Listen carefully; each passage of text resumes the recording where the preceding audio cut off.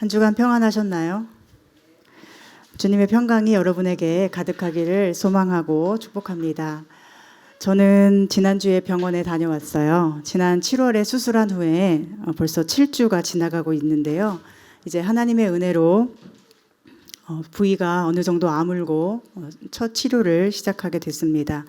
예상보다 병기가 높게 나와서 치료법을 새로 결정해야 됐었지요. 수술 후에 검사를 했는데 감사하게도 결과가 좋아서 처음 예정했던 대로 치료를 하게 되었습니다. 이제 한 달 동안 매일 병원에 다녀야 되고 매일 5년 동안 매일 약을 먹어야 되고 매월 주사를 맞아야 됩니다.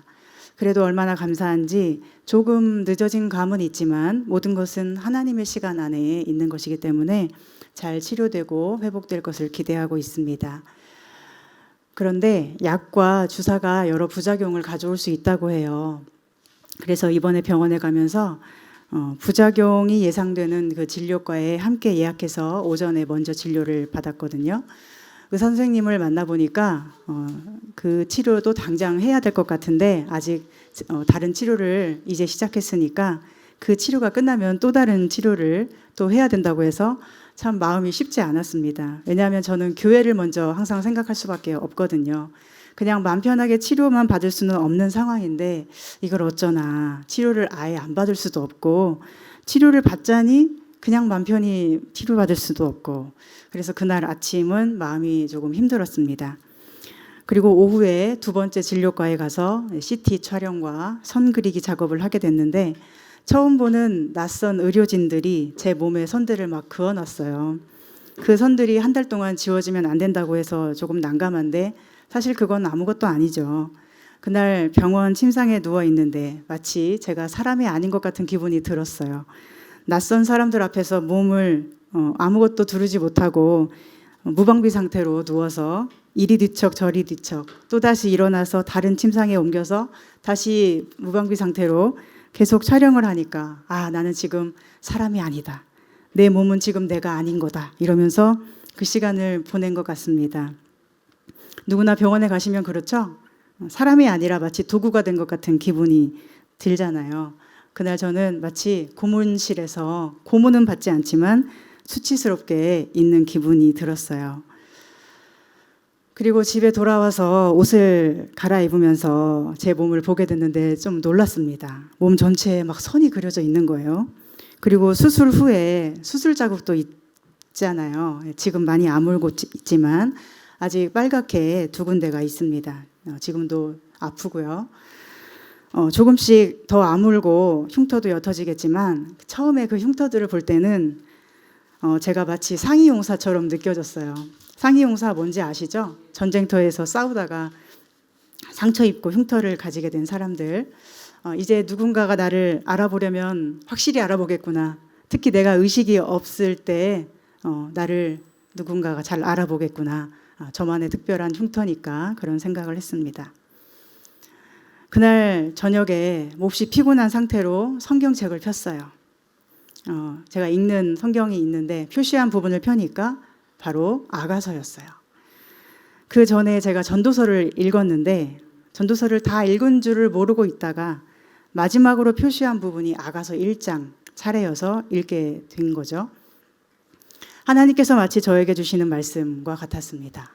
수술 흉터를 매일 보고 있었고 또 다른 수술을 무조건 받아야 된다고 하는 의사를 그날 만났고 촬영실에서 조금 수치심을 느꼈고 이제 한 달 내내 그렇게 해야 되고 약을 매일 먹어야 되고 끝나지도 않는 싸움을 마치 하는 것 같고 앞으로 도대체 언제까지 이럴까, 정말 산 넘어 산이구나 하면서 무거운 마음을 가지고 책을 펼친 저에게 하나님께서 나의 사랑, 나의 어여쁜 자야. 정말 타이밍, 기가 막힌 타이밍이죠. 세상의 눈으로는 더 이상 아름답지 않은 것 같고 건강하지 못한 것 같고 이것도 저것도 다 할 수 없는 저에게 하나님께서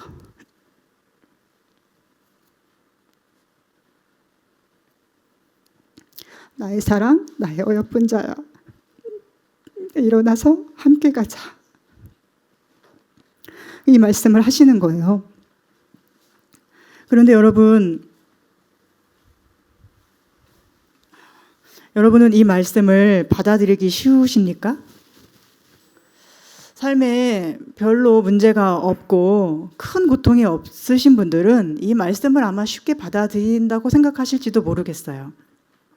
늘 삶이 즐겁고 다 준비돼 있고 죽을 때까지도 안전한 삶이 보장된 분들은 거기에 덤으로 하나님의 사랑까지 플러스 된다고 그렇게 생각하실지도 모르겠어요.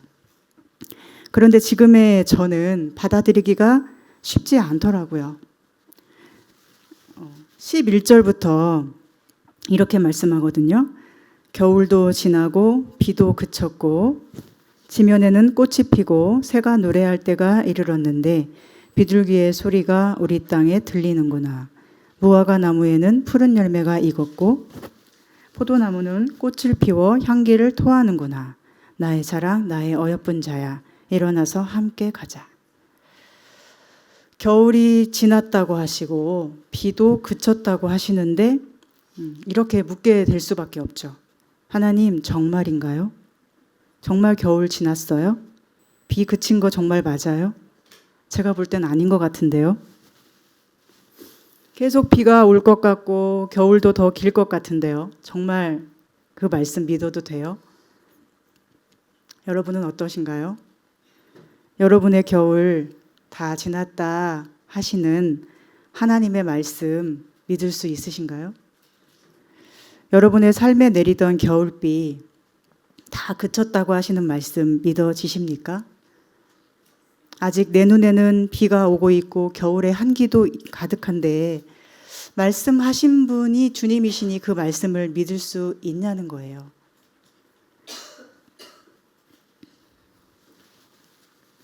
우리가 자존감이 높은 사람이 되어야 된다 이런 말을 늘 하고 또 듣고 살잖아요. 이 자존감은 무엇일까요? 자기 스스로를 존중하는 마음이죠. 그런데 지난번에 그 나는 솔로라는 TV 프로그램을 봤어요. 여러분 혹시 보셨나요? 한 여성 출연자가 자기는 자존감이 높다고 말을 해요. 나는 이것도 잘하고 나는 저것도 잘하고 나는 생각보다 꽤 괜찮은 사람이야. 그런데 그 사람이 말하는 자존감의 근거가 무엇인가 보니 뭔가를 잘한다. 나는 뭐를 가지고 있다. 나는 어떤 성격이다. 나는 어떤 직업을 가지고 있다. 다 이런 거예요. 그리고 거기에 나온 남성 출연자도 그 여성의 모습을 보면서 저는 자존감이 높고 자기 일에 자신감 있는 사람을 좋아하는데 그래서 저 여성 출연자가 자존감이 있어 보여서 마음에 들어요. 이렇게 말하더라고요. 그런데 여러분 정말로 그들이 말하는 것이 자존감이라고 할 수 있을까요? 뭘 가지고 있어서 어떤 걸 누리고 있어서 아무 문제가 없이 지금 잘 살고 있어서 내가 잘났고 똑똑하고 괜찮고 매력적인 사람이야 라고 하는 것은 사실은 자존감이 아닙니다.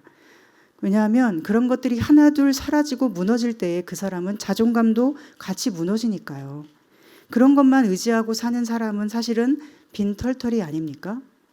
스스로 서지 못하고 그런 것에 기대어서만 설 수 있기 때문이에요. 우리가 가져야 할 진짜 자존감은 무엇입니까? 내게서 모든 것이 다 떠나가고 사라져도 내가 젊었던 시절의 생기를 잃어버리고 예뻤던 얼굴도 쭈글쭈글해지고 흰머리가 가득해지고 건강해서 마음대로 뛰어다니던 몸이 내 말을 듣지 않고 내가 할 수 있는 일이 점점 줄어들고 내 머리가 내 마음대로 움직여지지 않아서 기억력도 가물가물 쇠퇴해 가더라도 때로 아무것도 할 수 없이 멍하니 한 곳을 응시하기만 해야 하더라도 그냥 나는 존재만으로 소중하고 존재의 가치와 의미가 충분하다 여길 줄 아는 것이 진정한 자존감이고 하나님은 우리에게 바로 그런 자존감을 주시는 분이십니다. 우리 예쁜 아가들이 정말 소중하죠? 우리 예나가 너무 소중하죠? 왜 소중해요? 존재 자체로 소중해요. 그리고 우리 예나가 또 루미가 자신의 소중함을 알아야 되는데 그 소중함은 어디에서 와야 합니까? 우리 예나가 스스로 내가 소중하고 귀한 존재야 라는 마음을 무엇으로부터 가져야 된다고 여러분 생각하시나요? 내가 지금 이런 예쁜 드레스를 입었으니까, 내가 이런 예쁜 보석 박힌 신발을 신었으니까, 내가 아빠가 사준 자전거를 탈 수 있으니까. 여러분, 그래서 우리 예나가 소중해집니까? 엄마 아빠에게 자녀의 소중함은 그런 게 아니죠. 그저 내 딸이기 때문에, 하나님께서 내게 주신 선물이기 때문에 이 아이가 어떤 모습이든, 때로 건강하지 않아도, 건강해도, 또 예쁘지 않아도, 예뻐도, 키가 커도 작아도 무조건 귀하고 소중하고 아름다운 거잖아요. 이 아이가 앞으로 어떤 모습이 되더라도 여러분은 이 아이를 사랑하실 거잖아요. 함께 하실 거잖아요. 하나님께서 오늘 저와 여러분을 보시는 눈길이 바로 그것입니다. 하나님께서 수술 흉터에 방사선 잉크자국 온몸에 쭉쭉 그려져 있는 저를 보시는 눈길이 그것이고요.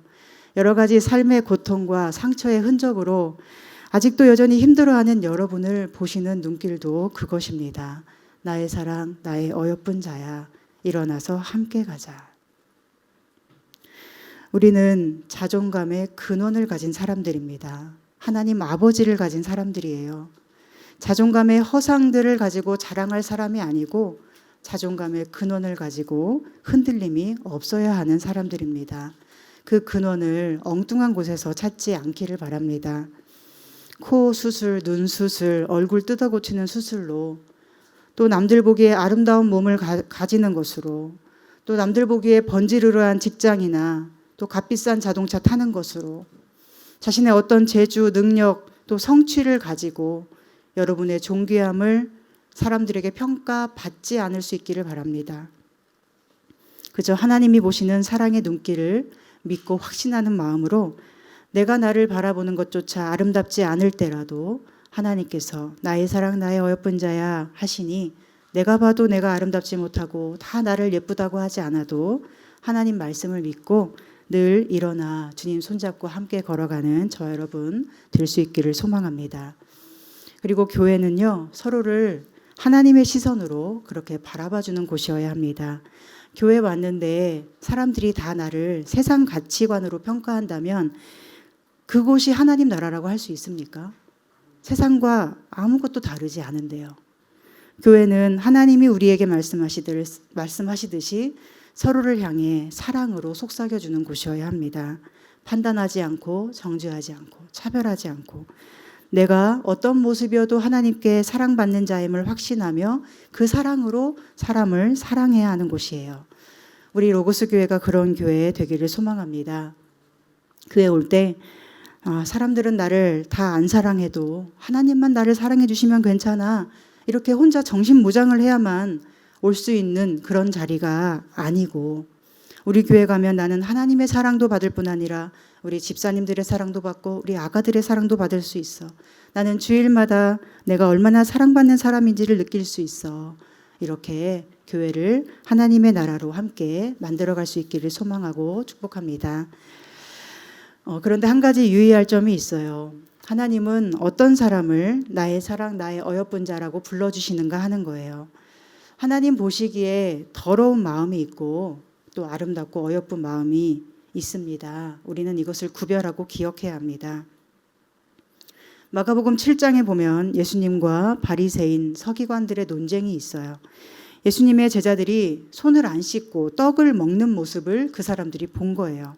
그 사람들은 장로의 전통을 따라 손을 씻어야만 음식을 먹고 시장에서 돌아왔을 때도 물을 뿌려 씻지 않고는 안 먹었고 또 여러 가지를 지켜오는 것이 있는데 잔과 주발과 녹그릇을 씻는 일이었어요.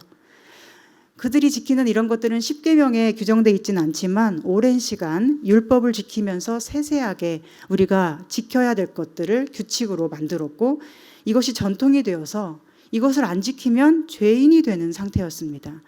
그러니 그들은 하나님의 아들로 오신 예수님께도 따져 묻는 거예요.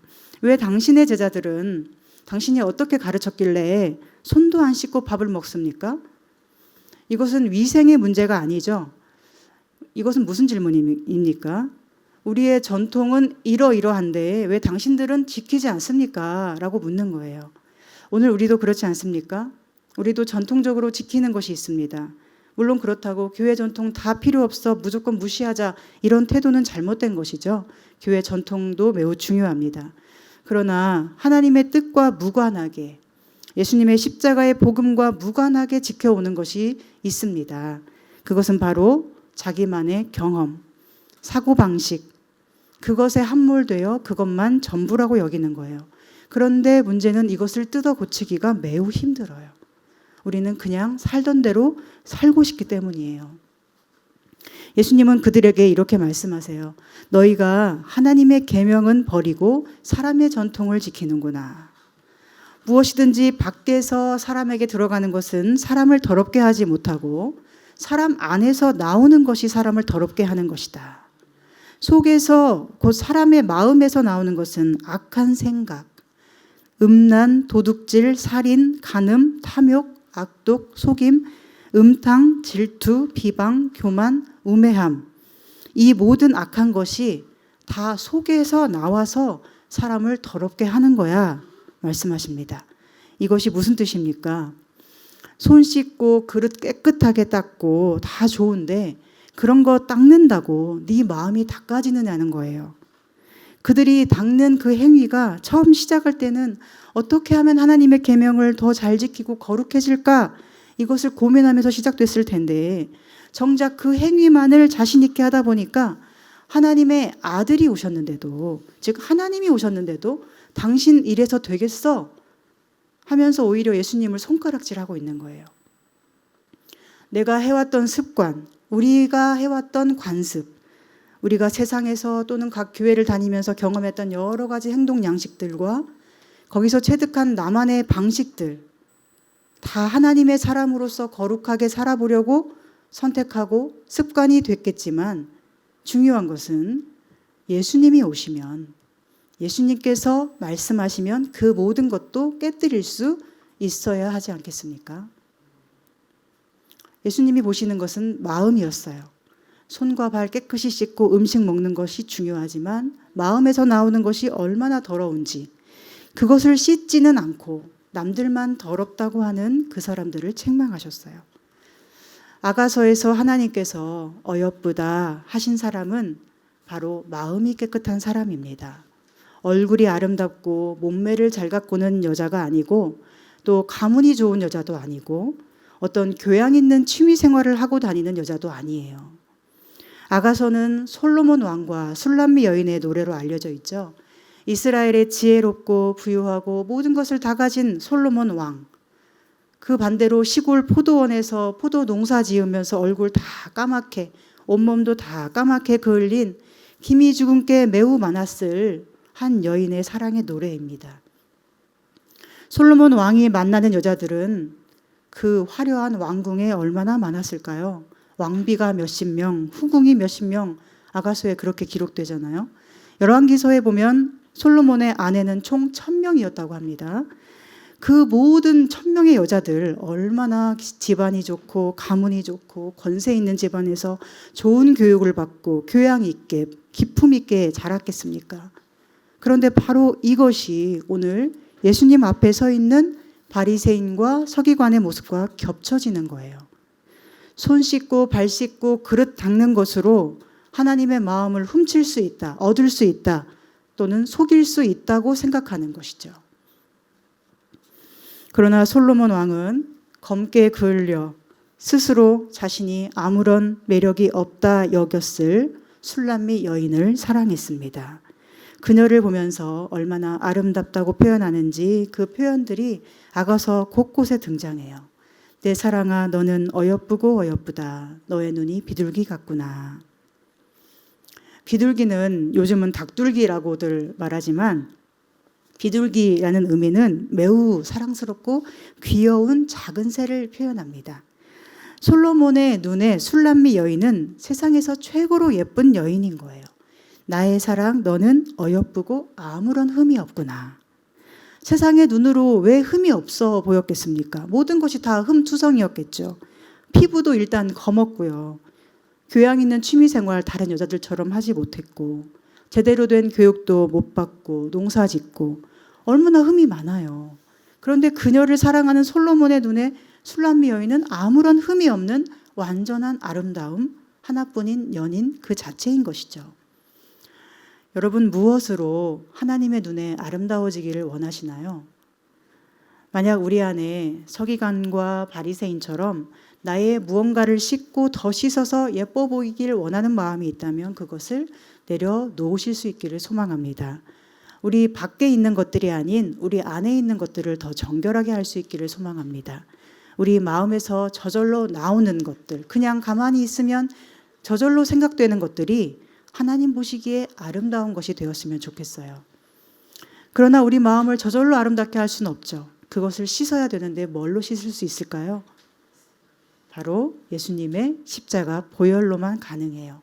예수님의 십자가 보혈이 씻어 주셔야만 우리 마음에 저절로 일어나는 악독과 속임수와 같은 모든 죄가 씻기고 하나님 보시기에 향기롭고 아름다운 마음이 남을 것입니다. 그 마음이면 충분합니다.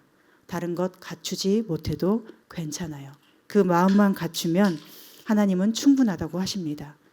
우리의 의로움으로 하나님께 나아가는 것이 아니라 우리는 오직 예수님의 의로움으로만 하나님께 갈 수 있기 때문이에요. 십자가의 사랑으로 채워진 마음, 예수님 한 분이면 충분합니다. 여기는 그 마음을 하나님은 아름답다, 어여쁘다 여겨주십니다. 예수님은 밭에 대한 비유에서 우리 마음을 4가지로 비유해 주셨죠. 무엇이죠? 하나는 길가, 하나는 돌밭, 하나는 가시떨기, 하나는 좋은 밭이죠. 길가는 아예 말씀의 씨앗을 받지 않는 그런 것이고, 돌밭은 무엇입니까? 돌이 많은 밭이어서 말씀의 씨앗이 거의 뿌리 내리지 못하고 다 튕겨나가요. 가시떨기는 씨앗이 심겨지고 자라나기는 하는데 세상의 유혹과 마음의 염려가 들어오기만 하면 그 가시 때문에 더 이상 자라지를 못하는 거예요. 여러분은 어떤 마음의 상태이십니까? 우리 마음이 길가 또는 돌밭과 같다면 하나님의 말씀이 들려와도 내 생각은 그대로 고수하면서 말씀을 튕겨내겠죠. 그리고 가시떨기와 같다면 말씀이 들려와서 마음에 심어지긴 하는데 조금만 염려되고 어려움이 생기면 다시 흔들리고 자라지를 못하는 거예요. 우리 마음은 좋은 밭이 되어야 됩니다. 우리 마음이 길가, 돌밭, 가시떨기 같다면 주님께 기도해야 합니다. 내 마음, 내 생각과 다른 말씀이 들려와도 주님, 제가 받을 수 있게 도와주세요. 제 안에 돌들을 주님께서 치워주세요. 제 안에 가시떨기들을 거두어 주세요.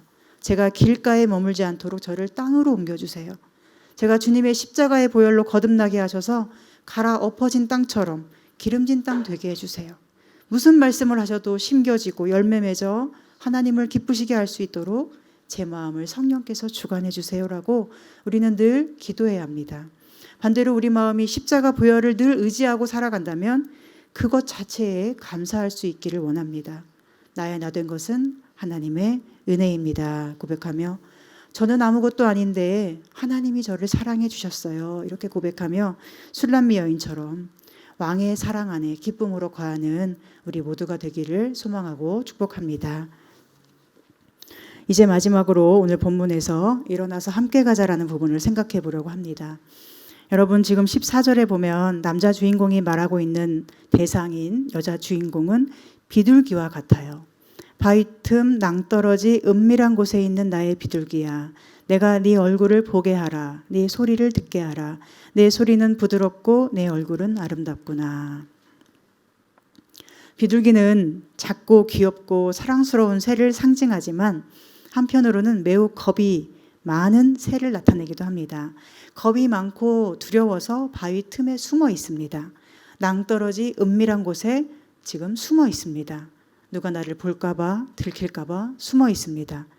그리고 보고 있겠죠. 겨울이 지나가기를, 비가 그치기를, 나무에 꽃이 피고 열매가 맺어지기를 기다리고 있습니다. 그런데 그 비둘기에게 갑자기 손을 내밀어 가자고 하는 거예요. 나의 비둘기야, 일어나서 함께 가자.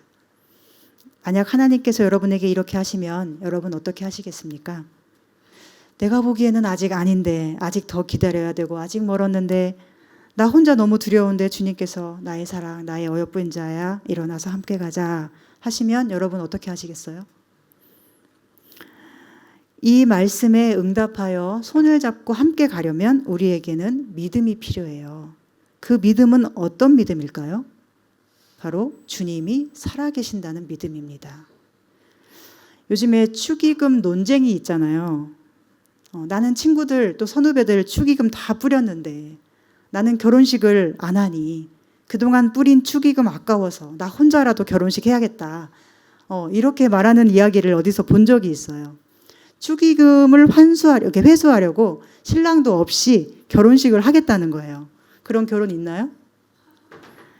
결혼의 조건에 대해서 사람들은 많은 것을 이야기합니다. 근데 진짜 중요한 조건은 바로 신랑, 신부라는 존재죠. 우리 성경은 그리스도께서 계시고 그리스도의 신부는 교회다. 이렇게 말씀하고 있어요. 교회는 그리스도의 신부이고 오늘 교회의 지체이면서 또 교회인 여러분은 그리스도의 신부라고 말씀합니다. 내가 그리스도의 신부라면 내게는 뭐가 명확해야 돼요? 신랑이신 그리스도의 존재가 분명해야 돼요. 성경에서 그리스도와 그 신부의 관계에 대해서 아무리 이야기를 해도 내 마음에 그리스도라는 분의 존재가 확신이 되지 않으면 우리는 그 손을 잡고 나아가지 못합니다. 내가 보기에 길이 보여야 가는 거죠. 내가 보기에 안전해야 갈 수 있죠. 그러면 신랑 없어도 가는 거예요, 그게. 그냥 그분의 존재를 따라가는 게 너무 두려운 거죠. 그래서 우리는 자꾸만 뭔가 손에 잡히는 것을 추구합니다. 남편을 볼 때도 탄탄한 직장을 가졌는가? 돈을 얼마나 벌고 있는가? 건강검진 증명서 같은 거 떼어오라고도 하고 시댁 식구들이 어떤 사람들인가를 보기도 하고 아내를 볼 때도 마찬가지죠. 뭔가 안정성을 추구하는 자기들만의 기준을 가지고 있어요. 어머니의 성격을 본다든가 딸은 엄마를 닮는다고 하고 또 아들은 아빠를 닮는다고 아빠가 하는 것을 보고 배운다고도 하고요. 다 맞는 말인데 그런 걸 보면 우리 그리스도인들의 기준도 세상과 별 다를 바가 없구나 싶어지고 참 서글픈 생각이 듭니다. 편하고 안전한 길인 것은 알겠지만 믿음이 말하는 길은 아니잖아요.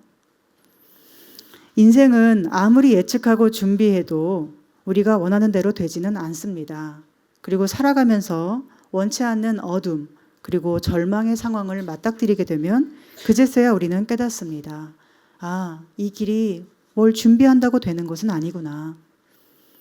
그리고 예기치 못하게 많은 것을 잃어버리고 아무것도 없이 홀로 남을 때 우리는 그제서야 진짜 의심을 시작하게 돼요. 이제까지 내가 달려온 길이 정말로 하나님 계신 길이 맞는가? 만약 하나님이 살아계시지 않다면 어떡하나? 극심한 어려움 앞에서만 솔직하게 되는 우리의 심정이 그것이죠. 만약 주님이 가자고 한 줄 알고 거기로 갔는데 가서 봤더니 주님 안 계시면 어떡합니까? 주님 저기 계시네 하고 막 열심히 뛰어갔는데 어느 순간 그 자리에 마치 신기루처럼 주님이 안 보이면 어떡합니까? 우리가 주님을 믿는다고 열심히 교회 다니고 신앙생활을 하고 있는데 만약 이 모든 게 거짓이라면 어떡합니까? 그래서 대부분의 사람들은요, 주님이 보이지 않아도 주님이 말씀을 안 하셔도 그냥 살 수 있는 길을 계속 선택합니다. 안전한 직장, 비교적 안전해 보이는 배우자의 조건 등을 가진 채로 옆에 믿는 사람이 가자고 하니까 이것이 주님의 음성인가 보다 어영부영 그냥 가는 거예요. 저기 계시다 하면 또 우르르 따라가고 그분의 음성이 내게 확실히 들리지 않았어도 내게 두르고 있는 것이 많으면 내 울타리 될 것이 많으면 저쪽으로 가다가 아니어도 별 상관없으니까 그렇게 그냥 사는 거죠. 그러나 삶에서 소중한 것들이 하나둘 사라지고 죽음이라는 것 앞에 서게 되고 하나님이 만약 안 계시다면 모든 인생이 헛되다는 것을 알게 되면 그제서야 비로소 생각하게 되죠. 나 지금 어디로 가고 있지? 저기 분명 주님 계신 줄 알고 달려왔는데 왜 지금 갑자기 안 보이시지? 주님이 살아계시지 않은 것인가? 여러분 이런 질문 해보셨나요? 이런 질문은요, 잘못된 것이 아니고 사실은 필수적인 질문입니다. 그때 진짜 믿음이 시작되기 때문이에요. 진정한 믿음은 내 울타리가 하나도 남지 않았을 때, 내가 두르고 있는 것이 다 사라졌을 때, 내게 들려오는 주님의 목소리가 더 이상 들리지 않고 주님이 보이지 않는 그때에 진짜 믿음이 비로소 시작됩니다. 그때 주님의 살아계심을 확신하고 계속 그 길을 걸을 수 있는 것이 믿음이기 때문입니다. 저는 개척을 하면서부터 주님의 살아계심에 대해서 심각하게 고민을 했습니다. 물론 지금도 마찬가지예요. 주님의 살아계심을 저는 믿기 때문에 힘들어도 힘을 내고 용기를 내고 하지만 주님을 직접 본 적은 없기 때문에 마음속에서는 사탄의 유혹이 일어나요. 너 다 버렸는데 주님 안 계시면 어떡할 거야? 실제로도 저는 지금 몇몇 분들의 후원으로 생계를 유지하고 있거든요. 교회를 사임한 후로 예상치도 못하게 몇몇 분이 조금씩 후원을 해주셔서 감사하게도 근근히 은혜로 살고 있어요. 그러나 인간적으로 생각하면 언제 끊길지 모르는 후원이죠. 그리고 교회가 앞으로 어떻게 성장해 갈지도 저는 아무것도 모릅니다. 제가 아는 것은 저는 지금 치료를 받아야 되는 목사가 되었고 주님이 이 교회를 통해 무슨 일을 행하실지 모른다. 이것을 저는 알고 있어요. 그러니 만약 주님이 살아계시지 않고 저의 믿음이 그래서 헛것이 된다면 저는 어떻게든 저를 후원하는 분들이 끊어지지 않도록 최선을 다해야 할 것이고 교회가 부흥하도록 무슨 짓이라도 해야 될 거예요. 설사 그것이 믿음의 길이 아닐지라도 교회의 부흥과 성공을 위해서 저는 뭐든 해야 될 것입니다. 그리고 개척한 것부터가 인생 최대의 실수가 되겠죠. 주님이 안 계시다면 신학대학원에 간 것 자체가 잘못이겠죠. 그리고 저를 후원하는 분들은 언제든 후원을 끊어도 아무 잘못이 없고 오히려 후원하고 있는 그 돈이 아까운 것이 되겠죠. 헌금도 마찬가지고요. 그러나 만약 주님이 살아계시다면 어떨까요? 모든 헌금은 하나님 보좌 앞에 드려지는 것이고 또한 저를 후원하시는 분들은 주님의 교회를 후원하시는 것이고 살아계신 주님을 섬기고 사랑하는 것이 됩니다. 그리고 주님이 살아계시면 아무리 지금 힘들고 어려워도 주님은 그분의 신부인 우리 교회를 사랑으로 일으켜 주실 것이고 그분의 신부로서 살아가느라 아파하는 모든 지체들을 위로해 주실 것입니다. 그리고 저는 인생에서 가장 잘한 일이 개척이 될 것입니다. 그리고 투병 중에 주님을 더 새롭게 만나고 깊이 만나는 이것이 가장 기쁜 일이라고 고백할 것입니다. 결국 중요한 것은 그리스도께서 살아 계시느냐의 문제이고 우리가 그분을 믿을 것인가 그분의 살아계심을 믿지 않고 계속 다른 것을 의지해서 살아갈 것인가 이 문제가 중요합니다. 사랑하는 여러분, 여러분은 무엇을 의지하여 신앙생활을 하십니까? 내 남편, 내 아내, 내 자식, 내 부모, 내 사랑하는 어떤 친구를 의지하여 신앙생활하고 있지는 않습니까? 나를 두르고 있는 그 무엇이 안전하고 확실해야만 그리스도를 따를 수 있다고 생각하진 않습니까? 아니면 아직은 다 잃어보지 않아서 이러한 고민조차 하지 못하셨나요? 그러나 주님은 우리를 진짜 믿음의 길로 부르십니다. 나의 사랑, 내 비둘기야, 일어나서 함께 가자 하며 바위 틈 낭떠러지 그 은밀한 곳에 두려워 떠는 우리의 작은 손을 붙들어 일으키기를 원하십니다. 저는 모든 믿는 자들이 주님의 살아계심을 확신하는 그리스도의 신부된 교회 되기를 소망합니다. 내 안전을 보장할 것 같은 의지처를 가지고 그리스도를 따른다라고 하는 허상과도 같은 믿음이 아니라 그리스도만이 나의 유일한 의지처가 되심을 고백하며 그분의 손잡고 어디든 갈 수 있는 확실한 믿음이 되기를 소망하고 있습니다. 우리가 하나님의 심판대 앞에 다 서야 되잖아요. 여러분 그때 누구 손잡고 서시겠어요? 자식도 아니고 배우자도 아니고 부모님도 아니고 우리는 다 각각 홀로 하나님의 심판대 앞에 서야 하고 그때 예수님이 그곳에 나타나셔서 얘는 나의 신부야. 얘가 나를 사랑해서 얼마나 날 찾으며 울었는지 몰라. 이렇게 우리를 알아봐 주시지 않는다면 우리의 믿음이라고 하는 것은 헛것입니다. 나더러 주여 주여 하는 자마다 다 천국에 갈 것이 아니오 다만 내 아버지 뜻대로 행한 자라야 들어간다고 하지 않으셨습니까? 그 마지막 심판날에 진짜 내가 주님만을 믿고 살아왔는가 하는 것은 내가 이 땅에서 정말 아무것도 의지하지 않고 오직 주님만을 의지하는 선택을 매일 매순간 해왔는가 이것으로 판가름이 날 것입니다. 주님은 그 사랑하시는 자를 알아보시고 그 행동의 의도를 아시는 분이십니다. 아가서에 나오는 이 여인은 사랑하는 이의 그 사랑을 받아들이고 그 사랑에 반응했습니다. 미래는 두렵고 바위 틈 낭떠러지 은밀한 곳에 숨어 있어야 할 만큼 삶은 고단하고 힘겹습니다. 그러나 나의 사랑 나의 어여쁜 자야 일어나 함께 가자 하시는 음성이 들려올 때 다른 어떠한 조건도 따져 묻지 않고 그 음성을 따라가는 거예요. 그런데 그 길은 결코 쉽지 않습니다. 때로는 그분을 찾아도 찾을 수가 없었고 여기저기 다 헤매고 다녀도 만날 수가 없어요. 만나는 사람마다 그분을 보았느냐고 붙들고 물어봐도 그분을 본 사람이 없다고 해요. 그래서 그 여인은 너무 힘들어요. 그러다가 어느 날 사랑하는 사람을 만나기라도 하면 너무 기쁘고 행복해서 절대로 놓치지 않으려고 내내 붙들고 있습니다. 한 번은 이런 일도 있죠. 잠이 들었는데 사랑하는 그가 와서 나 지금 밤에 다니느라 밤 이슬이 가득하니 문 좀 열어줘 라고 합니다. 그때 이 여인은 잠시 주춤하죠. 나 지금 밤이라 누워있는데 일어나서 옷 입고 문 열어주기 귀찮아 이런 생각을 합니다. 그런데 바로 마음을 고쳐먹고 문을 열어주죠. 그런데 그 사이에 벌써 사랑하는 그는 사라지고 없어요. 아무리 찾아도 없고 아무리 불러도 대답이 없어요. 그래서 그를 찾아다니느라 너무 많은 고생을 하게 되죠. 순찰자들에게 매를 맞기도 하고 겉옷을 빼앗기기도 하고 병이 들기도 합니다. 그런데도 만나는 사람마다 나의 사랑하는 이를 찾으면 알려달라고 부탁을 합니다. 그러자 사람들이 질문해요. 너의 사랑하는 자가 남의 사랑하는 자보다 나은 것이 무엇이기에 이같이 병이 나면서까지 우리에게 찾아달라고 부탁을 하는가? 이 여인은 그 사랑하는 이에 대해서 이렇게 고백하죠. 내 사랑하는 자는 희고도 불거 많은 사람 가운데 뛰어나구나. 내가 찾고 헤매다 병까지 난 그 남자는 세상에서 최고로 멋진 내 사랑이고 내가 죽을 고생을 해서라도 모든 것을 잃어버리고서라도 반드시 만나야 하는 소중한 분이라는 고백이에요. 오늘 말씀은 우리에게 도전합니다. 우리에게 오늘 그리스도는 이러한 고귀한 분이십니까?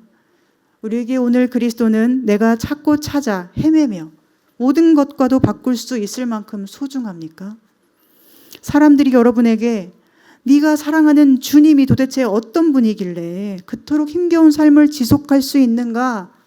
이렇게 물을 만큼 주님께서 여러분의 전부이십니까?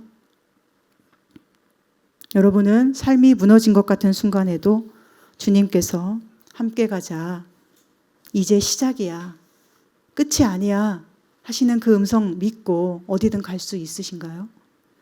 그 믿음의 끝에 살아계신 하나님이 계시고 그분의 심판대 앞에 설 때에 내 사랑하는 주님께서 나를 맞이하며 나를 변호하시며 내 어여쁜 자야, 내 사랑하는 자야, 그동안 어둠의 세상에서 나를 찾느라 고생 많았지 하실 그 음성 지금 기대하고 계십니까?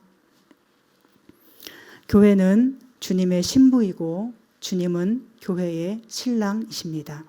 그리스도는 신부인 교회를 위해 자기 목숨을 바쳐 사랑하시고 지금도 눈동자처럼 양육하시며 보호하십니다.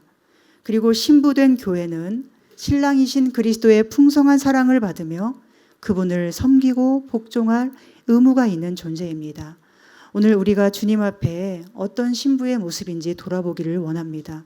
주님 보시기에 마음이 정결하고 흠이 없고 영광스러운 존재인지 아니면 돌밭이나 가시떨기 같은 땅의 모습으로 내 생각과는 다른 주님의 말씀을 튕겨내고 열매 맺지 못하고 있지는 않은지 주님 앞에 겸손히 돌아보기를 원합니다. 주님께서 어떤 신부를 어여쁘다 여기시는지 아가서는 보여줍니다. 우리가 아무리 부족해도 내가 주님의 신부임을 가장 기뻐하고 그 신부됨을 소중히 여기며 살아간다면 주님은 우리를 사랑하시고 나의 사랑 내 어여쁜 자라고 부르실 것입니다. 오늘 예배하는 우리 모두에게 이러한 주님의 음성이 들리기를 소망합니다. 그 음성을 믿음으로 듣고 반응하기를 소망합니다.